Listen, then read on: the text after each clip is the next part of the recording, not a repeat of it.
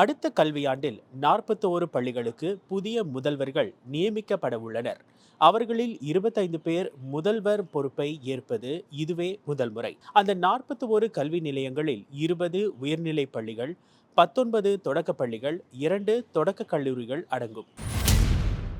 சுவாச்சுகாங் வட்டாரத்தில் அமையவிருக்கும் புதிய ஓட்டுநர் பயிற்சி நிலையத்தில் அதிநவீன அம்சங்கள் இடம்பெற்றிருக்கும்.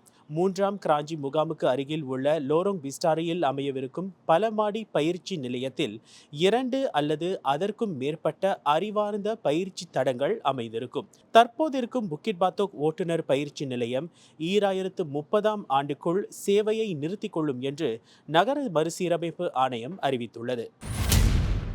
சிங்கப்பூரின் பொதுச்சாலைகளில் தானியக்க வாகனங்கள் மூலம் பொருள்களை ஏற்றிச் செல்ல ஃப்ரேப்ரைஸ் குழுமத்துக்கு ஒப்புதல் வழங்கப்பட்டுள்ளது. எந்தவித பாதுகாப்பு வாகனங்களின் துணையுமின்றி தானியக்க வாகனங்கள் பொருள்களை சுமந்து செல்லும்.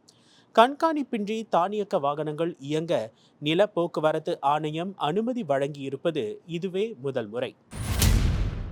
சிங்கப்பூரில் வேலைவாய்ப்பு வழங்குவதாக கூறி கம்போடிய மோசடி நிறுவனத்திற்கு ஆள் சேர்க்க முயன்றதாக கூறப்படும் உள்ளூர் நிறுவனத்திடம் காவல்துறை விசாரணை நடத்தி வருகிறது.